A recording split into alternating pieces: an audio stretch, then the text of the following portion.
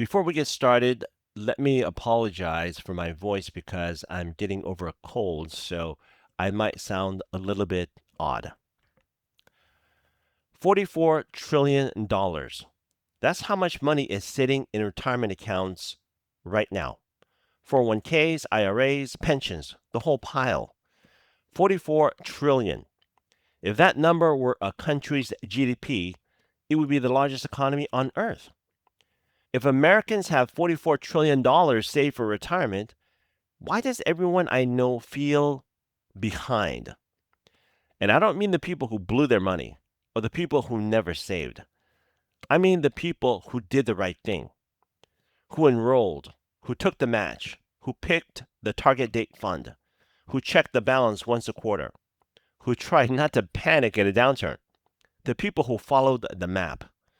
Because something about the map is wrong. I started pulling at this because of a number I couldn't make fit. The typical household nearing retirement has about $204,000 saved. That's among households that actually have a 401k combined, 401k and IRA together. And that sounds okay, maybe, until you translate it.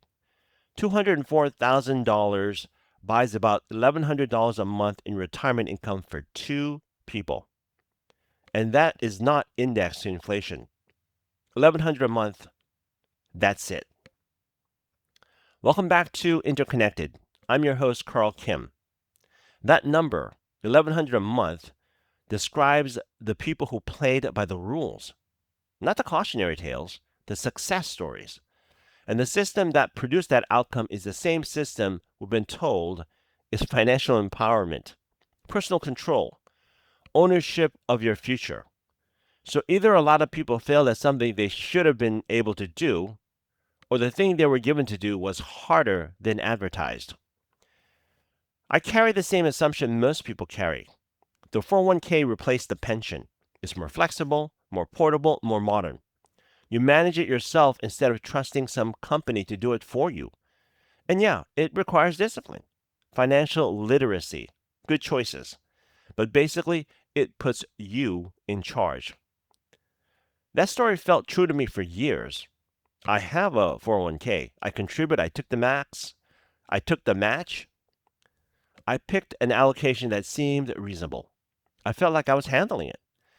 Then I started looking at what handling it actually produces. And I couldn't make the numbers work. Not for me, not for most people. The question that hooked me isn't complicated, but it is uncomfortable. Did the 401k actually give workers more control over retirement, or did it mostly give them more responsibility for risks they were never equipped to manage?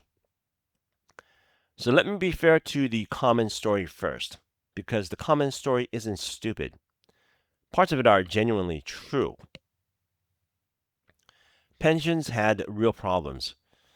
If you worked somewhere for 30 years, great. But if you left after 8 or 12, you walked away with very little. Pensions rewarded loyalty to one employer. That kind of loyalty was getting less realistic. People changed jobs, industries contracted, companies merged, folded, moved. And on the employer side, pensions were expensive in ways that were hard to predict. You're promising a worker income for life. That means you're on the hook for investment returns, for how long people live, for interest rates, for actuarial math stretching decades into the future. That is a big obligation. And after ERISA passed in 1974, the regulatory burden got heavier too. So when the Section 401k showed up in the Revenue Act of 1978, the pitch made sense. Employers started building defined contribution plans around it. Portable, tax advantaged. You take it with you. Your employer matches some of what you put in, you choose your investments, you watch your balance grow.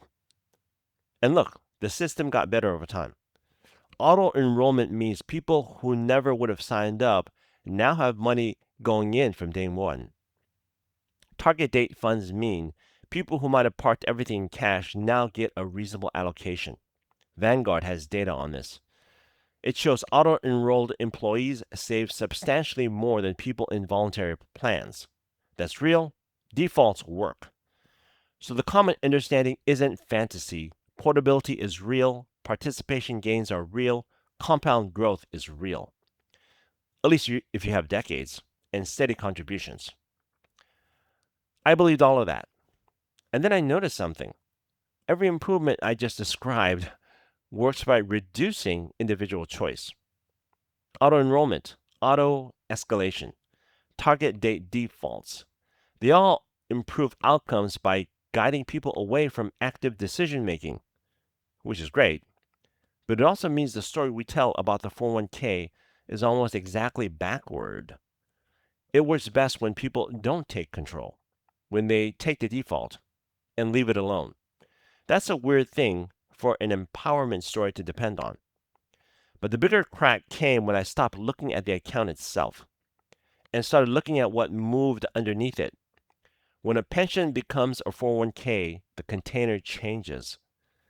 But that's not all that changes. Who bears the risk changes too. Under a pension, your employer dealt with market swings. Your employer dealt with funding gaps. Your employer dealt with the question of how long you'd live in retirement. Under a 401k, you do. You handle contribution risk, investment risk, timing risk. What the market does the year you retire, withdrawal risk, and longevity risk, the chance you may outlive your money. All that transferred quietly inside a story about freedom. I needed to talk to someone who had actually lived inside that transfer, not someone who studied it, someone standing in it, looking around, trying to figure out what happened. I want to be clear before I go further. The conversations in this episode are composites. I combine several real experiences into single voices. The facts are real. The perspectives come from people who actually live this, but no single character is one person. So, Sarah. Sarah is in her late 50s. She works in education administration. Not wealthy, not poor, solidly middle class. She started contributing to her 403b in her early 30s. A 403b is basically the same thing as a 401k. She took the match. She bumped up her percentage a few times. Eventually, she chose a target date fund. I asked her how she felt about retirement 5 years ago and how she feels now. And she said something that really caught my attention. 5 years ago, I thought I was boring and responsible. Now I think I was boring and responsible and it might not matter. So, of course, I asked her, what changed? I ran the numbers, or my advisor ran them, and the answer was fine. Like, fine if nothing goes wrong. Fine if the market doesn't crash in my first few years. Fine if I don't get sick. Fine if I don't live too long. She laughed at that. Fine if I don't live too long. That's a hell of a sentence to say about your own retirement plan. So I asked her what she expected. I expected that if you did the right thing for 30 years, you'd feel secure. Not rich, secure. But I don't feel secure. I feel like I'm holding something fragile. Sarah's experience pointed me somewhere I didn't expect. She did the thing, and the thing did not produce what was promised. And that gap was not because she made bad choices. It was because the system measures success in a way that hides the real question. Your balance is not the question. Your income is the question. And those are not the same thing. But okay, let's say that's just Sarah. Let's say she's one person, one perspective. Maybe things are fine for most people. They're not. But let me show you why I say that. Here's where it gets weird. Remember that $44 trillion? Yeah, that's real. That was the total in American retirement accounts at the end of 2024. About $8.9 trillion of that was specifically in 401k plans. But the typical older household nearing retirement has $204,000, and that's among households who have a plan. About half of older working households don't have one at all. They're heading into retirement with Social Security and whatever else they scrape together. So you've got a system with trillions of dollars in it, and it still does not produce adequate outcomes for the typical participant. How is that possible? Where is all that money? It's concentrated. Higher earners save more. They get bigger matches. They stay employed more continuously. They benefit more from tax advantages. The pile is enormous. The pile is not evenly distributed. The system is very good at being large without being broadly adequate. That's weird, right? I want to say that again. There are $8.9 trillion in 401k plans. The typical near retirement balance is $204,000. Those two numbers should not live in the same system, but they do. And then I found something that made the informed choice story much harder to believe. The General Accountability Office surveyed 401k participants about fees. These are the fees you pay for investments, for record keeping, for plan administration. They're usually expressed as small percentages. And GAO found that many participants did not understand the fee disclosures they received. Some did not know they were paying fees at all. That's after mandated disclosure.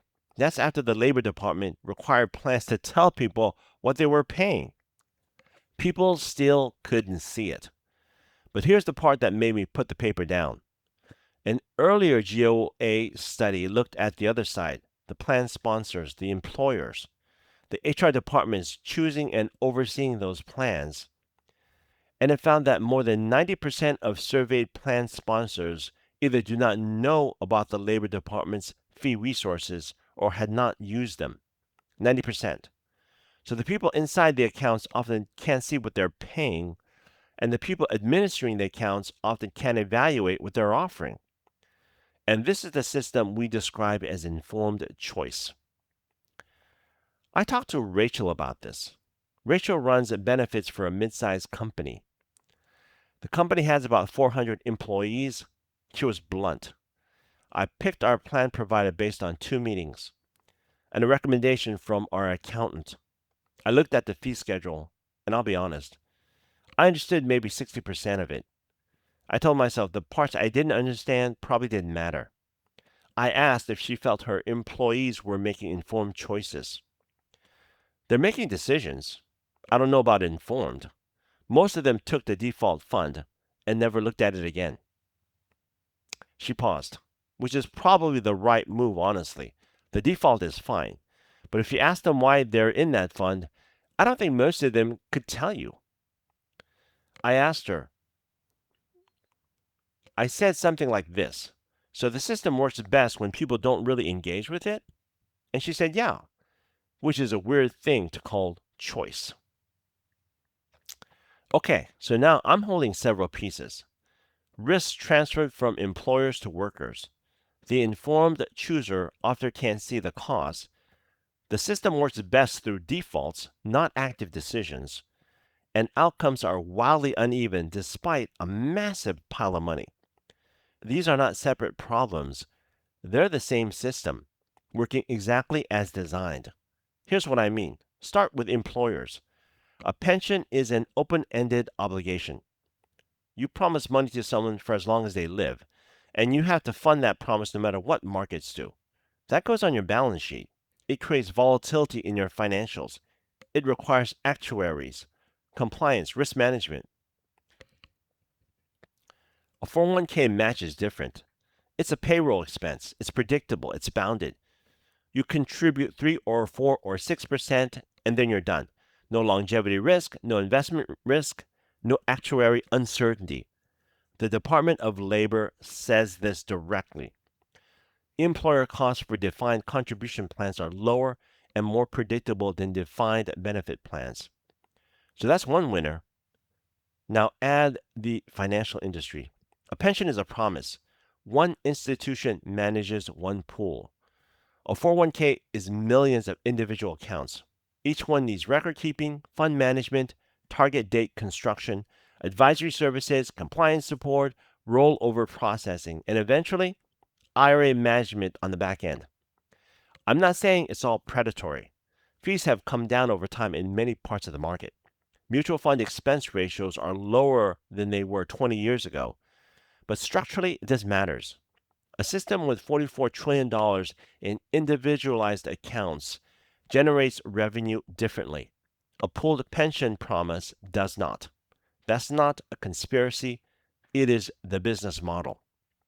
And it grew because law and policy made room for it. The Revenue Act of 1978 enabled it. ERISA set standards for pensions, but it also increased the compliance burden. That made pensions less attractive. Then the Pension Protection Act of 2006 legitimized auto enrollment. It also legitimized default investment options. Again, those changes generally improved outcomes, but that improvement reveals something too. Lawmakers passed the PPA because people were not behaving like rational choosers. The fix was to make the choice less reliant on choice, which works.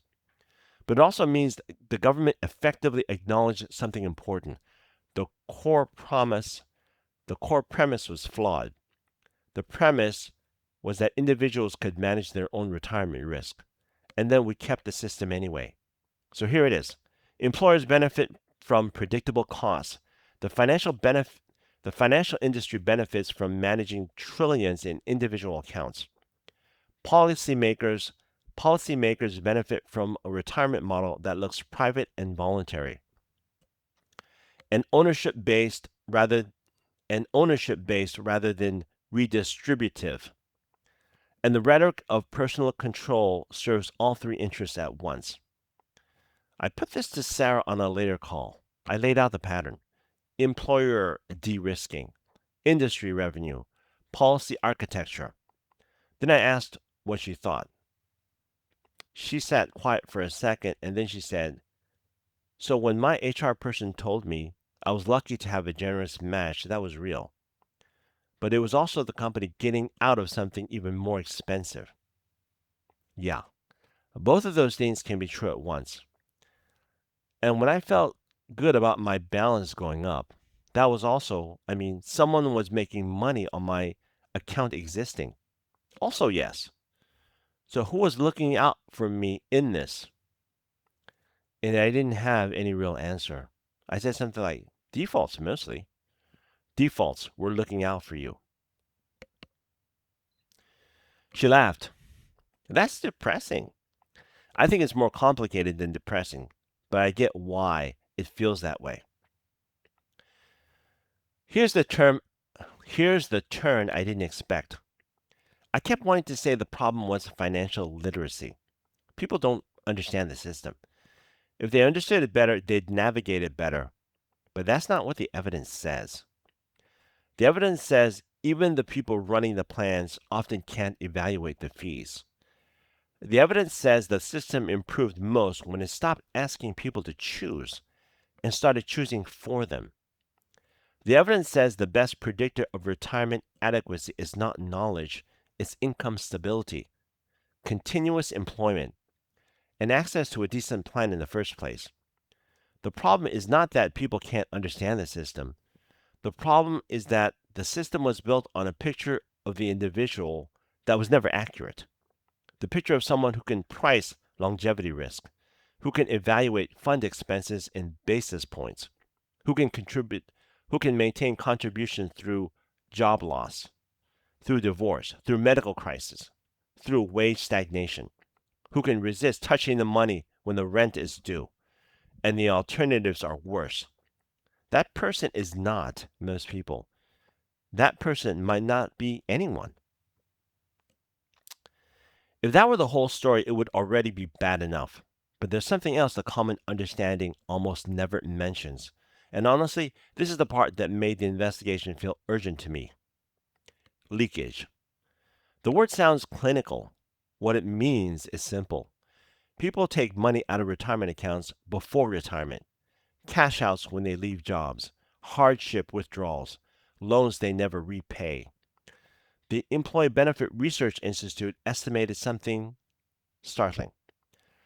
In 2015 alone, $94 billion was lost to cash out leakage. $92 billion in 1 year. Gone from the retirement system. And Vanguard reports that roughly one-third of participants cash out savings when they leave a job. A third. Let's think about that for a second. The system says save for retirement. The system also says here's an account you can access in an emergency. And of course, life happens. People lose jobs, they get sick, they get divorced, the car breaks down, and the account is sitting there. This is where I talked to Marcus. Marcus is in his early 40s. He has worked in retail management, warehouse logistics, and food service. He was never unemployed for long, but he was never in one place for more than 3 or 4 years. He had a 401k at 2 different jobs. He cashed out the first one when he left. He was 28. The balance was around $11,000. After taxes and penalty, he got maybe $7,000. He used it to cover 2 months of expenses between jobs. I asked if he regretted it. He said, "What was I supposed to do? I didn't have savings. I had that account. And I had a credit card at 23% interest. You tell me which one's the smarter move." I didn't have an answer for that because he might be right. In the short term, cashing out may be the least bad option. But EBRI's data shows something brutal. Even one cash out is linked to a 53% increase in projected retirement deficits. One event, 53% worse outcomes. And Marcus knows this, sort of. He said, "People say you're robbing your future self. But my present self was about to miss rent. Future self can get in line." And this is where the system's moral logic breaks. The story says, be disciplined. Don't touch the money. Let it compound. But that story assumes a stable income. Marcus never had that. It assumes the 401k is purely a retirement vehicle. For Marcus, it was the only accessible savings he had, not by choice, by design. The system did not give him an emergency fund. It gave him a retirement account and then penalized him for using it wrong. I asked him this: if that money had been locked up completely, what would you have done? Like a pension, you couldn't touch it. What would you have done between jobs? Borrowed more, fallen behind on something, maybe lost the apartment. He shrugged.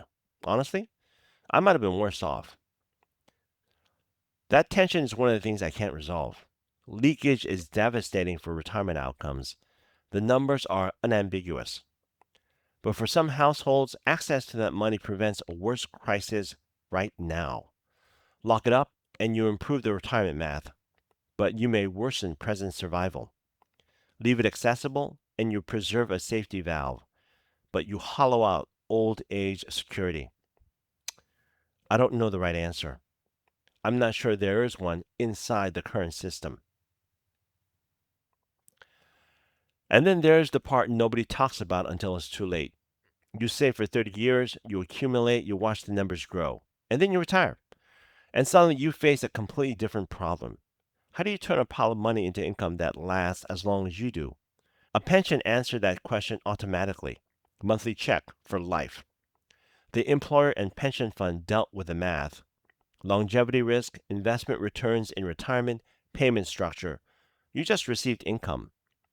A 401k does not answer that question. It gives you a balance and says, good luck.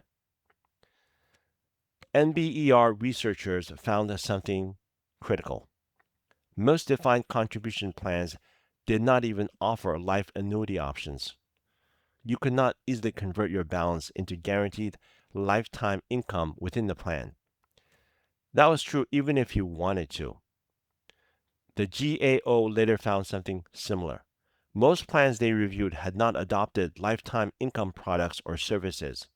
So the system that replaced pensions does not do the thing pensions did. It accumulates money. It does not reliably convert money into retirement income. I went back to Sarah with this. She said, that's the part that scares me. Not the saving, the spending. How fast can I draw it down? What if the market drops early? What if I live to 92? My mom lived to 92. She paused. I keep doing this math in my head. Like, what if I get to 85 and the money is gone? What do I do then? Move in with my kids?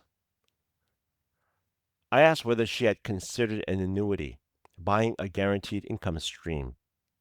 I've looked at it, but it means handing over a big chunk to an insurance company, and then it's gone. If I die in 2 years, my kids get nothing. If the company goes under, I know it's probably irrational, but it feels like giving up control. And there it is again, control. The word keeps coming back, even when the rational move is to pull risk, which is exactly what a pension did. The feeling of giving up control stops people. Rhetoric trained because 30 years of rhetoric trained them to feel that control was the point. The system taught people to value individual control. Then it gave them a problem that control cannot solve, outliving their money. So here's where I am after all this. The 401k was not primarily a gift of empowerment to workers. It was restructuring that it was a restruct, it was a restructuring that served multiple interests. Employer cost predictability, financial industry growth, policy convenience, and it worked by giving individuals a visible account. It also gave them a story about control. Meanwhile, it transferred invisible risks that most people cannot price. That does not mean it was purely predatory. Portability is real, and auto enrollment helps. Tax advantages are real. And for higher earners with stable employment, the system can work, especially with decades of uninterrupted contributions. It does work for them. But for the typical household, the evidence points somewhere else. The system produces modest balances. It leaks under pressure. It depends on defaults rather than a genuine choice. It obscures its own costs. Then it abandons people at the exact moment they need it most, when savings have to become income. And the deepest trick is the moral story. When the outcome is thin, the language is ready. You didn't save enough. You started too late. You made bad, you made bad choices. You weren't disciplined. That language is not entirely wrong. Habits matter somewhat, but it hides the systemic truth. The system assigned individuals responsibility for risks the old system had pooled. Then it judged, then it judged them as if the playing field were even. So what do I actually think people should do with this? Let me be honest. This is where I'm least certain. I don't think the answer is to ignore your 401k. Not because the system is flawed. That's nihilism dressed up as insight. The match is still free money. Tax deferral still helps. Better defaults still improve outcomes. These things these things matter on the margin. But I think the answer includes this. Stop treating your retirement balance as proof that you're okay or proof that you're failed. It's one number. Inside a system designed to make that number feel more meaningful than it is. Ask what that balance would actually buy in monthly income. Not someday, now. Run that number and sit with it. Ask what fees you're paying in dollars, not just percentages. A 1% fee sounds small. It's not small on a $200,000 account over 20 years. Ask whether your emergency savings exist outside the retirement account. Because if they don't, you are one car repair away from a leakage event. And that can permanently damage the thing you're counting on. And ask whether a higher salary without a good retirement plan is really higher compensation. It might not be. And maybe most importantly, reject the moral frame. If your retirement feels insecure after decades of trying, the problem might not be you. The problem might be that you were asked to do something extraordinarily difficult, and you were told it was simple. But here's my question, the thing I can't resolve. Was there a better option? Really? For the mid-sized company that cannot afford pension obligations, for the worker who changed jobs 5 times in a decade, for the economy that needed mobile labor, was a defined benefit system actually viable for the firms that now offer 401ks? Or is the honest answer something harsher? Pensions were already dying, and the 401k was a flawed replacement for something already leaving. I think the evidence says both. The system genuinely transferred risk downward, but it also responded to real changes in how work works. And that means the critique cannot be pure nostalgia. Not for a pension world that was itself incomplete, unevenly distributed, and tied to demographics that no longer describe the workforce. But both does not mean equal. The risk transfer was real. The rhetoric that concealed it was real. The moral story that blames individuals for structural outcomes is real. And the people who benefit from the current arrangement have little incentive to say any of this clearly. Employers, asset managers, policymakers. What honest advice looks like in a system like this, I'm not sure. The best I've got is this: understand the map you were given, understand where it's wrong, and make your decisions knowing what you're actually holding, not what the system told you to feel about it. Here's where I started: a number that didn't fit. $44 trillion in retirement assets and a typical near retiree with a balance that buys $1,100 a month. Here's where here's where I ended up. The 401k was not designed to empower you. It was designed to be portable, tax efficient, and cheap for employers. The empowerment story was how it was the empowerment story was how it was sold. And it worked as a story because people could see their balance. They could log in and feel ownership. They could tell themselves they were handling it. But the risks underneath told a different story: investment risk, timing risk, longevity risk, and the risk that life is less stable than the model assumes. Those transferred to you the day the pension disappeared. And, and nobody told you what you were really inheriting. Sarah's voice keeps coming back to me. Now I thought I was boring and responsible. Now I think I was boring and responsible, and it might not matter. I don't think that's quite right. It matters. What she did was better than doing nothing, but it was never going to be enough by itself. Not because she failed, because the system asked her to do something alone, something that used to be done collectively, and it never acknowledged the difference. I thought about I thought this about retirement. I think it's actually about something bigger. The ways I thought this about retirement. I think it's actually about something bigger. The way systems transfer risk downward, then supply a moral story that makes the outcome feel earned. The way visibility creates the illusion of understanding. The way choice can become a mechanism for making people responsible for things they did not choose. Retirement is where I saw it. I don't think it's the only place it lives. Until next time.